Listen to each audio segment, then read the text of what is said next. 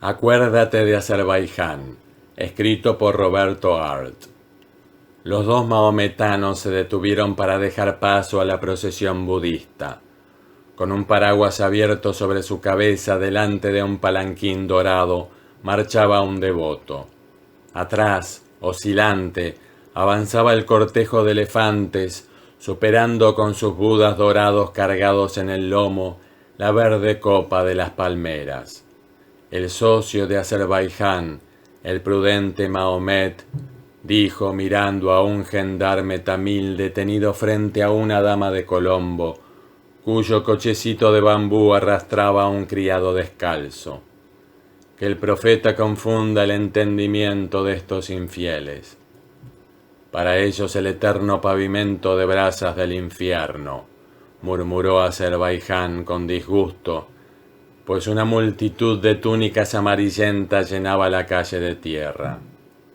Esta multitud mostraba la cabeza afeitada y casi todos se refrescaban moviendo grandes abanicos de redondez dentada. Azerbaiyán, con ojos de entendido, observaba los tipos humanos y descubría que en aquel rincón de Ceilán estaban representadas muchas de las razas del sur de la India.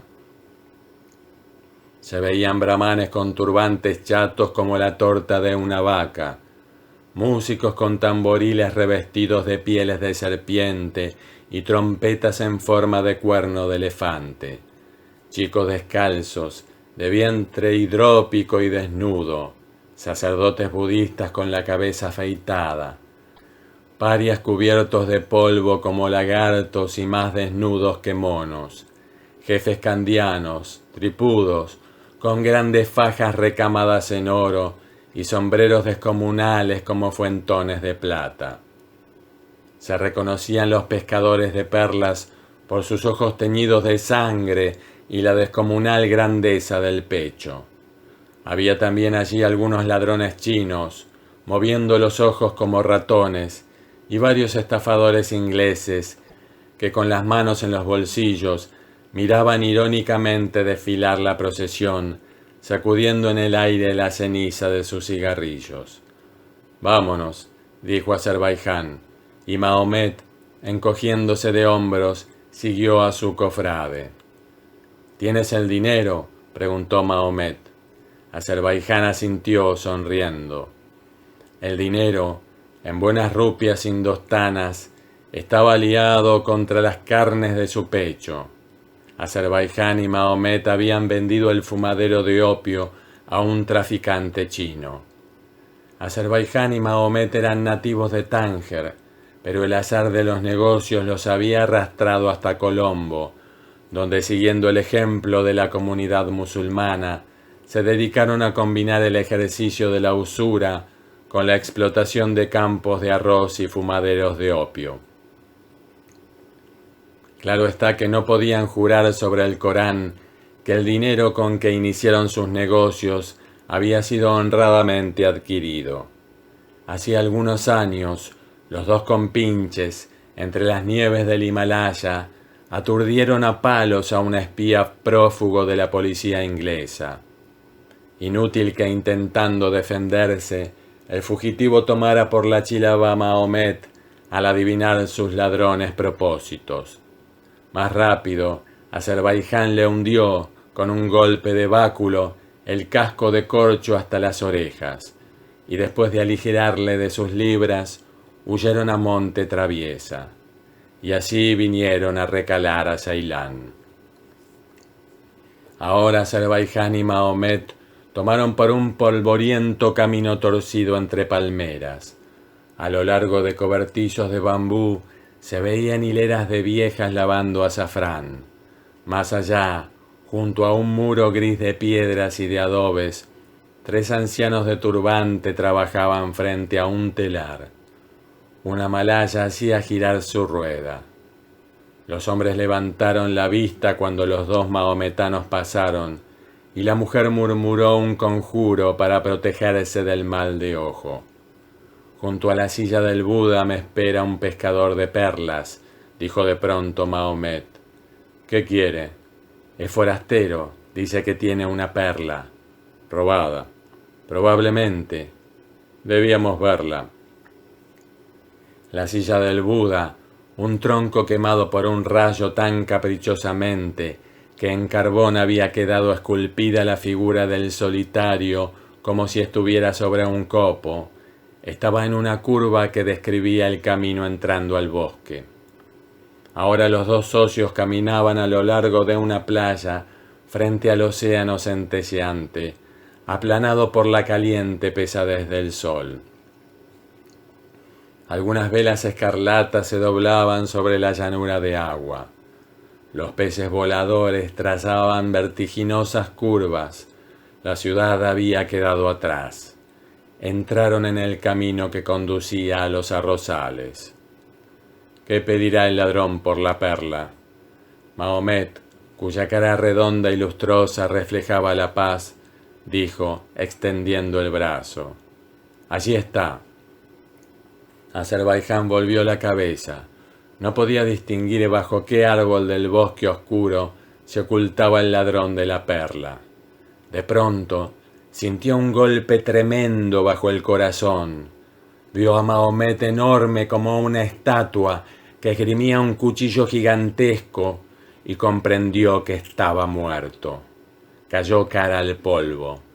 Como en sueño, muy lejos, sintió que Mahomet, con mano impaciente, le desgarraba la faja del pecho, y todo se hizo oscuridad en sus ojos cuando el mercader se apoderó del bulto de rupias indostanas. Lentamente, una bandeja de sangre se fue formando en el polvo. Mahomet se alejó internándose por el camino que conducía hacia la silla del Buda. Este hecho ocurrió a comienzos del año 1915. A comienzos del año 1930, 15 años después de la muerte de Azerbaiyán, un joven de aproximadamente 18 años de edad instaló su puesto de barberillo frente mismo al bazar de los sederos, que en Tánger es como la bolsa de la seda.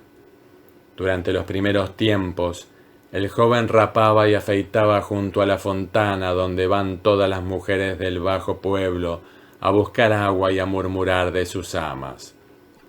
El bazar de los sederos es un lugar importante, y la mejor forma de representarle es como un patio de resquebrajadas baldosas rojas, en torno de cuyas aristas los arcos festonean de arabescos unas recobas oscuras.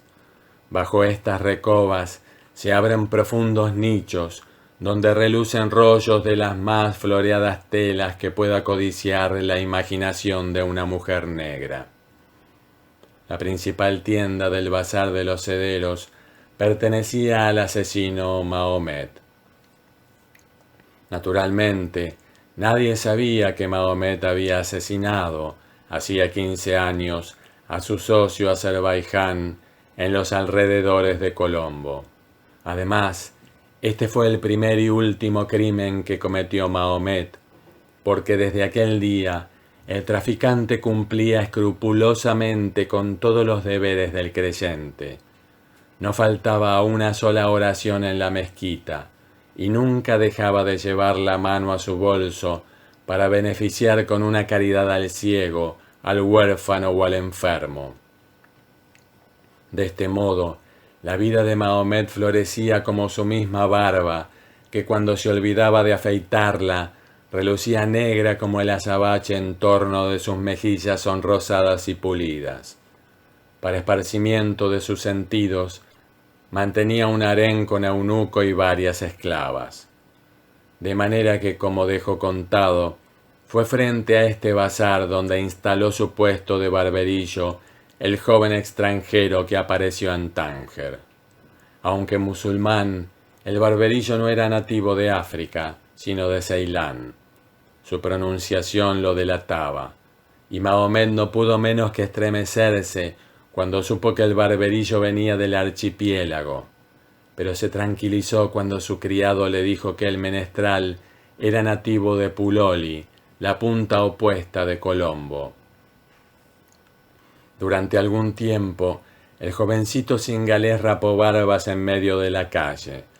Luego, mediante algunas monedas de plata, echó al conserje del bazar de los sederos, y un día se le vio instalar su sillón frente mismo a la tienda de Mahomet y poner en hilera, sobre una mesita de cerezo, sus cortantes navajas. Los comerciantes se encontraban cómodo en la hora de la siesta, sentarse en el sillón y dejarse rapar por el hombre de la isla. Cuando no tenía nada que hacer, canturreaba. Siempre la misma canción, el Ras ad-Dil, aquel si bemol con que el barberillo arrancaba la palabra ja, inicial de la canción, le crispaba los nervios al pulcro Mahomet, y el menestral canturreaba. Hasi hibul, gemidi inel gema. A veces el sendero se encontraba con la mirada del barberillo fija en él, y entonces experimentaba una especie de ansiedad extraña, un género de incomodidad que le hacía mover la cabeza como si el cuello de su abotonado chaleco, bordado en oro, le ajustara demasiado en torno del pescuezo. Pero Mahomet se vengaba de esta molestia, no recurriendo jamás a los servicios del barberillo. A pesar de esto, el hombre de la isla le saludaba respetuosamente, como si el sedero fuera su padre o el protector de su hermana y su madre. Mahomet, orondo, gordo, con las mejillas lustrosas, recibía el saludo del mozo de las navajas con ostensible tiesura y dignidad. Pero el joven, como si esa actitud no fuera con él, arrancaba en el irritante si bemol. Hasi hibul gemi li inel gemma. Al mismo tiempo de cantar la irritante cancioncilla, asentaba una de sus navajas en una negra lonja de cuero. Insensiblemente, todos los comerciantes del patio se acostumbraron a utilizar los servicios del cingalés, menos Mahomet, que soñando una noche que se estaba haciendo afeitar por el barberillo de Puloli, se despertó sudoroso de terror. Sin embargo, aquello era estúpido. Mahomet era un honesto comerciante. Nadie tenía que reprocharle nada, salvo, naturalmente, el asesinato de Azerbaiyán, aunque no existía sobre la tierra una sola persona que en aquel momento se acordara del hombre muerto cerca de la silla del Buda. Un gendarme se detuvo frente a Mahomet. «Mi cadí quiere hablar contigo». «¿El cadí?» «Parece que un traficante, envidioso de tu prosperidad, te acusa de estar en tratos con contrabandistas de seda. Vete, que ya iré a ver a mi juez». Quedó solo el comerciante frente a sus rollos de seda, e involuntariamente sus dedos, en horqueta, se tomaron la mejilla. Estaba barbudo, no podía presentarse así ante el cadí. Una falta de respeto semejante no lo inclinaría el juez hacia la equidad ni a la benevolencia. Tampoco tenía tiempo de ir hacia la finca del marchán. Y precisamente allí, de brazos cruzados frente a su sillón, estaba el mancebillo cingalés, canturreando como de costumbre en el irritante si bemol. Hasa hibul gemili inel gemma. Hizo una seña al barberillo, y éste se acercó al opulento mercader. «Trae tu sillón. Tendrás el alto honor de cortarme la barba». Respetuoso, se inclinó el hombre de Ceilán. Luego, diligentemente, entró su sillón a la tienda del asesino de Azerbaiyán. Mahomet se apoltronó. El barberillo le puso una toalla en torno del cuello que le caía sobre el pecho como un babero, y después de humedecer la brocha, comenzó en enjabonar las mejillas del sedero. La brocha, cargada de espuma, iba y venía por el rostro del comerciante, y se arremolinaba en torno de las extensiones de barba dura. Mahomet, con la nuca apoyada en el respaldar de la silla, miraba por entre los párpados cerrados al barberillo, al tiempo que hilvanaba las razones que expondría ante el cadí. El hombre de Ceilán se inclinó y tomó una navaja pesada, de filo ancho, que comenzaba a repasar pulcramente sobre una lonja de cuero. «A ver si te apuras», rezongó Mahomet. El barberillo le dio a la navaja 2 últimos toques sobre la palma de su mano. Se inclinó sobre Mahomet, suspendió la navaja sobre la garganta del sedero y le susurró con voz sumamente dulce: «¿Te acuerdas de Azerbaiyán?». Mahomet desencajó los ojos en el espanto de su situación, sin atreverse a moverse. «Está escrito que Alá pierde a los que quiere perder, hermano. Está escrito.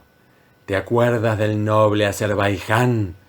Le dejaste por muerto junto a la silla del Buda, pero vivió el tiempo suficiente para hacerle jurar a mi madre que yo, su hijo, lo vengaría. Me ha sido fácil encontrarte.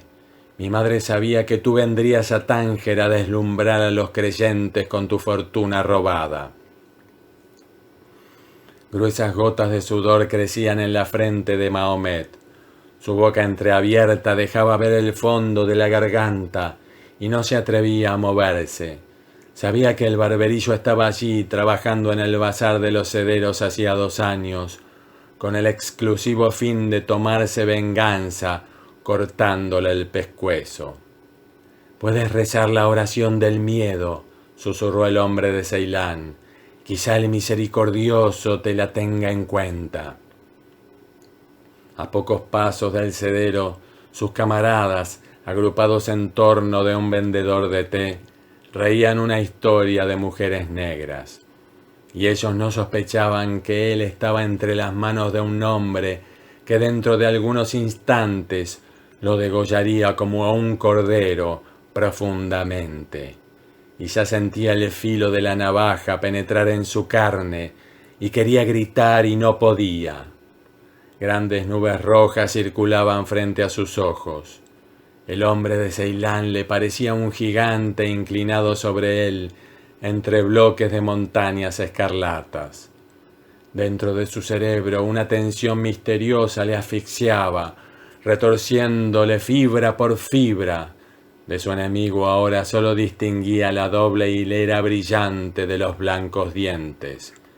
Y de pronto, al sentir el frío acero rozando su piel, un dolor atroz, como si fuera un dolor de muelas en el corazón, le paralizó la respiración. Y súbitamente, el corpachón encogido se relajó sobre el respaldar del sillón y la cabeza se deslizó hacia un costado. El mancebo retrocedió. Un hilo de sangre escapaba de la boca del sedero, y el mancebo comprendió que Mahomet se había muerto de miedo.